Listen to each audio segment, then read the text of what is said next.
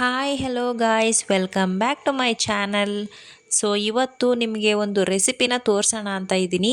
ಅದನ್ನು ತೋರಿಸೋದಕ್ಕಿಂತ ಮುಂಚೆ ಯಾರ್ಯಾರೆಲ್ಲ ಇನ್ನೂ ನನ್ನ ಚಾನಲ್ಗೆ ಸಬ್ಸ್ಕ್ರೈಬ್ ಆಗಿಲ್ವೋ ಪ್ಲೀಸ್ ಸಬ್ಸ್ಕ್ರೈಬ್ ಆಗಿ ಲೈಕ್ ಮಾಡಿ ಹಾಗೆ ಸಪೋರ್ಟ್ ಮಾಡಿ ಅಂತ ಹೇಳ್ತಾ ಬನ್ನಿ ಇವತ್ತಿನ ವ್ಲಾಗ್ನ ಸ್ಟಾರ್ಟ್ ಮಾಡೋಣ. ಸೊ ನಿನ್ನೆ ನಾವು ದೇವರಿಗೆ ಹೋಗಿ ಬಂದಿದ್ವಿ. ಸೊ ಅದಕ್ಕೋಸ್ಕರ ಫುಲ್ ಟಯರ್ಡ್ ಆಗಿತ್ತು. ನೈಟ್ ಕೂಡ ಸರಿಯಾಗಿ ನಿದ್ದೆ ಇಲ್ಲ. ನನ್ನ ಮಗಳು ಸರಿಯಾಗಿ ಮಲಗೇ ಇಲ್ಲ, ಕಿರಿಕಿರಿ ಮಾಡ್ತಾ ಇದ್ಲು ತುಂಬಾ. ಅದಕ್ಕೋಸ್ಕರ ನೈಟ್ ಪೂರ್ತಿ ಸರಿಯಾಗಿ ನಿದ್ದೆನೇ ಇಲ್ಲ, ಕಣ್ಣು ಫುಲ್ಲು ಉರಿತಾ ಇದ್ದಾವೆ, ತಲೆನೋವು ಕೂಡ ಬಂದುಬಿಟ್ಟಿದೆ. ಮಗಳನ್ನ ಸ್ಕೂಲಿಗೆ ಬಿಟ್ಟು ಬರಬೇಕು, ಕೆಲಸ ಎಲ್ಲ ಮುಗಿದ್ಮೇಲೆ ಸ್ವಲ್ಪ ರೆಸ್ಟ್ ಮಾಡಿದ್ರೆ ಸ್ವಲ್ಪ ಸರಿ ಹೋಗುತ್ತೆ ಅಂತ ಅನ್ಸತ್ತೆ. ನನ್ನ ಮಗಳು 2 ಡೇಸ್ ಸ್ಕೂಲಿಗೆ ಹೋಗಿಲ್ಲ, ಅಜ್ಜಿ ಜೊತೆ ಫುಲ್ ಆಟ ಆಡಿಬಿಟ್ಟಿದ್ದಾಳೆ. ಸೊ ಇವತ್ತು ಸ್ಕೂಲಿಗೆ ಕಳಿಸ್ಬೇಕು. ಸೊ 2 ದಿನ ಮನೇಲಿ ಇದ್ದಿದ್ದರಿಂದ ಇವತ್ತು ಸ್ಕೂಲಿಗೆ ಹೋಗೋದಕ್ಕೆ ಸ್ವಲ್ಪ ಡಲ್ ಆಗಿಬಿಡ್ತಾಳೆ. ಮೊದಲೆಲ್ಲ ತುಂಬಾ ಹಠ ಮಾಡ್ತಾ ಇದ್ಲು, ತುಂಬಾ ಅಳ್ತಾ ಇದ್ಲು ತುಂಬ. ಇವಾಗ ಸ್ಕೂಲಿಗೆ ಹೋಗೋದಕ್ಕೆ ಸ್ಟಾರ್ಟ್ ಮಾಡಿದ ಮೇಲೆ ಸ್ವಲ್ಪ ಪರವಾಗಿಲ್ಲ, ಸ್ವಲ್ಪ ಸೈಲೆಂಟ್ ಆಗಿದ್ದಾಳೆ. ಇನ್ನು ಸ್ಕೂಲಿಗೆ ಹೋಗೋದಕ್ಕೆ ಸ್ಟಾರ್ಟ್ ಮಾಡಿ 1 ಮಂತ್ ಆಗಿದೆ ಅಷ್ಟೇ. ತುಂಬಾ ಚೇಂಜಸ್ ಆಗಿದ್ದಾಳೆ. ಬನ್ನಿ ಏನು ಮಾಡ್ತಾ ಇದ್ದಾರೆ ಅಂತ ನೋಡೋಣ.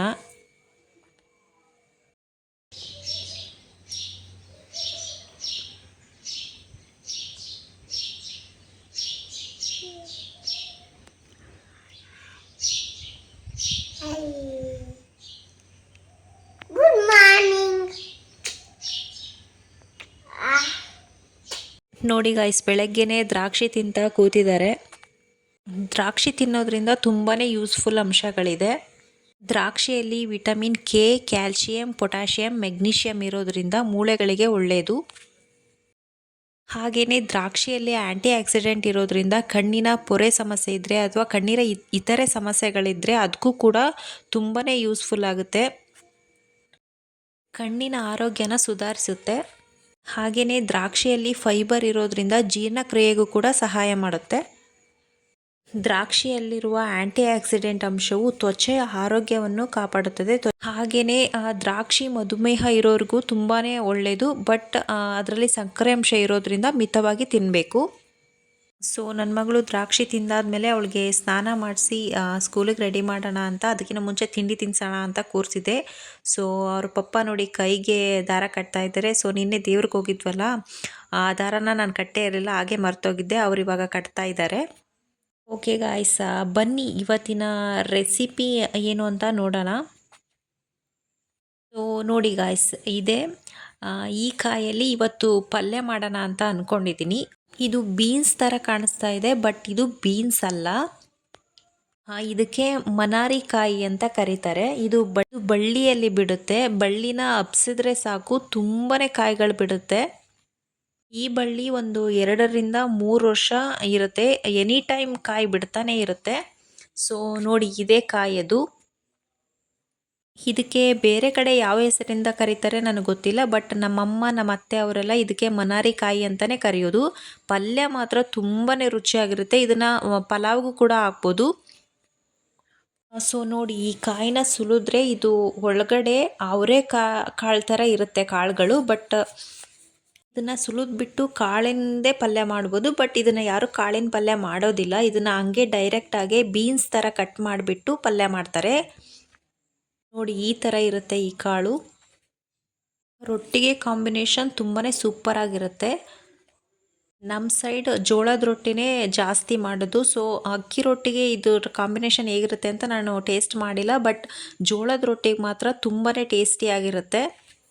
ಮನೆ ಹತ್ರ ಕೂಡ ಈ ಕಾಯಿ ಬಿಡುತ್ತೆ, ಬಟ್ ನಮ್ಮ ಮನೆಯವರು ಸಂತೆಯಲ್ಲಿ ತೊಗೊಂಬಂದಿದ್ರು. ಸೊ ಅದಕ್ಕೋಸ್ಕರ ಇವತ್ತು ಜೋಳದ ರೊಟ್ಟಿಗೆ ಈ ಪಲ್ಯ ಮಾಡೋಣ ಅಂತ ಮಾಡ್ತಾಯಿದ್ದೆ. ನಮ್ಮ ಉತ್ತರ ಕರ್ನಾಟಕದ ಸೈಡು ಜೋಳದ ರೊಟ್ಟಿನೇ ಫುಲ್ ಫೇಮಸ್. ಸೊ ಬನ್ನಿ ಈ ಪಲ್ಯನ ಹೇಗೆ ಮಾಡೋದು ಅಂತ ತೋರಿಸ್ತೀನಿ. ಇದನ್ನ ತುಂಬ ಈಸಿಯಾಗಿ ಮಾಡ್ಕೋಬೋದು. ನೋಡಿ, ಈ ಥರ ಮೊದಲು ನಾವು ಬೀನ್ಸ್ನ ಹೇಗೆ ಕಟ್ ಮಾಡ್ತೀವೋ ಅದೇ ಥರ ಈ ಥರ ಕಟ್ ಮಾಡ್ಕೋಬೇಕು. ಫುಲ್ ಚಿಕ್ಕದಾಗಿ ಕಟ್ ಮಾಡಬಾರ್ದು, ಈ ಥರ ಸ್ವಲ್ಪ ಉದ್ದುದ್ದಾಗಿಯೇ ಕಟ್ ಮಾಡ್ಕೋಬೇಕು. ಸೊ ಇದಕ್ಕೆ ಏನೇನು ಇಂಗ್ರೀಡಿಯೆಂಟ್ಸ್ ಬೇಕು ಅಂತ ತೋರಿಸ್ತೀನಿ. ಸೊ ಇದಕ್ಕೆ ಈರುಳ್ಳಿ, ಹಸಿಮೆಣಸಿನ್ಕಾಯಿ, ಟೊಮ್ಯಾಟೊ, ಕೊತ್ತಂಬರಿ ಹಾಗೆ ಕರಿಬೇವು ಇಷ್ಟು ಬೇಕು.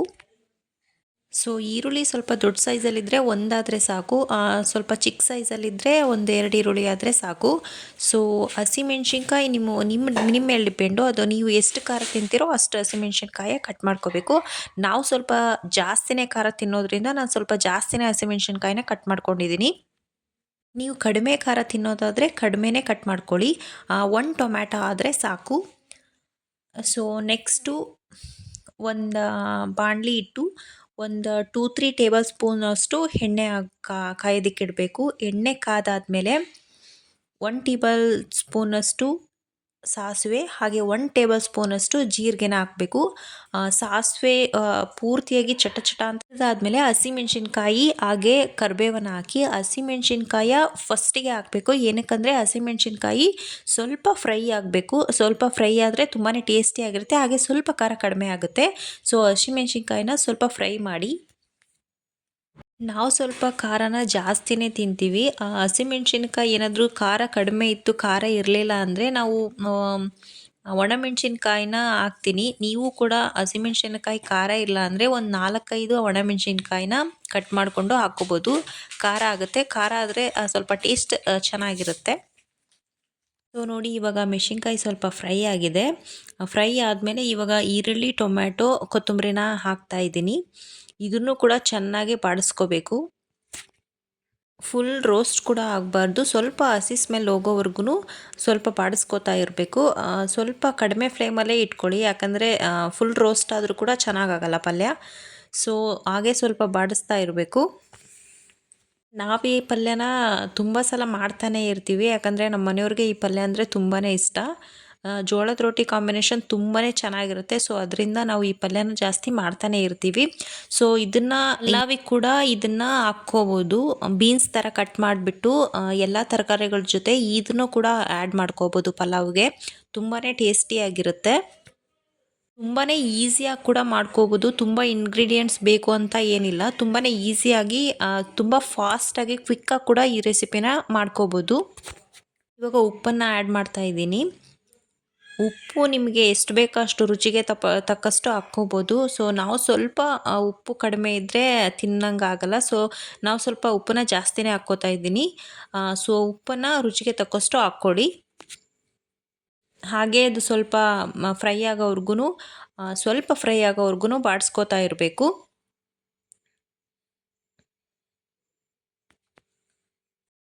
ಸೊ ನೋಡಿ, ಈ ಥರ ಆಗಿದೆ ಇವಾಗ. ಸೊ ಇದಕ್ಕೆ ನಾವಿವಾಗ ಕಟ್ ಮಾಡಿಕೊಂಡಿರೋ ಮನಾರಿ ಕಾಯನ್ನು ಹಾಕ್ಕೋಬೇಕು.